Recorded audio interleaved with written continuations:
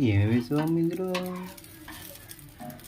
ఉల్లిపాయ ముక్కలు సన్నగా తరుక్కుని, ఓ పచ్చిమిరకాయ సన్నగా తరుక్కుని, దాంట్లో అల్లం, ఎల్లుల్లిపాయ, జీలకర్ర పేస్టు కొద్దిగా చిటుకుడు కలుపుకుని, ఉప్పు కారం తగినంత వేసుకుని బాగా గిలకొట్టి, కోడిగుడ్డు అందులో చెదగొట్టి వేసి బాగా గిలకొట్టుకుని, అప్పుడు పెనం పెట్టుకుని స్టవ్ మీద దాంట్లో ఓ స్పూను ఆయిల్ పోసి దాని మీద ఈ కలిపి పెట్టుకున్న గుడ్డు దాని మీద వేసుకోవాలి.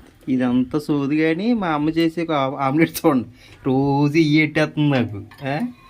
అల్లం వెల్లుల్లిపాయ పేస్ట్ జీలకర్ర వేసిందట, గాడిద గుడ్డు వేయలేదు, కోడిగుడ్డు ఉల్లిపాయలు వేసి పెట్టేసి తినేరా అంటుంది.